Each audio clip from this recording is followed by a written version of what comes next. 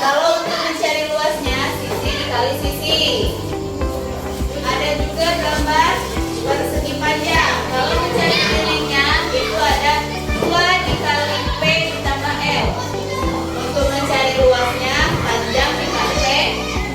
Nah, untuk yang ketiga yaitu ada segitiga. Untuk mencari kelilingnya, sisi ditambah sisi.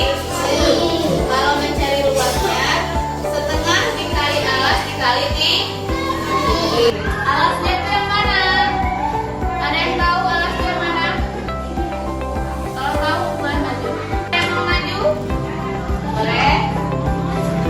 Kata ibu tadi kan, yang mana luas, yang mana tinggi, yang mana alas? Ya, kalau tingginya.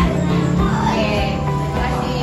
Ini ada contoh. Jika diketahui sisi panjang 6 cm, berapakah kelilingnya? Nah, sekarang kita cari. Di sini tadi kan kalau keliling sisi tambah sisi tambah sisi tambah sisi. Bisa disebut dengan US.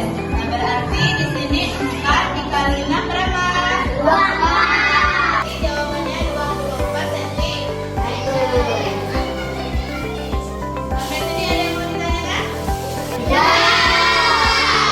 Sekarang buka dulu bukunya, dipahami dulu. Itu mau ke kelas 5 terlebih dahulu untuk penjelasan ya. Nah, untuk kelas 5 di sini kita akan belajar tentang alat transportasi. Ada yang tahu apa itu alat transportasi? Oke, apa lagi? Apa lagi? Oke, semua jawabannya sudah benar. Jadi alat transportasi itu adalah sarana angkutan penumpang ataupun barang dari satu tempat ke tempat yang lain. Nah, di sini alat transportasi itu terbagi menjadi 3 jenis. Apa saja? Alat transportasi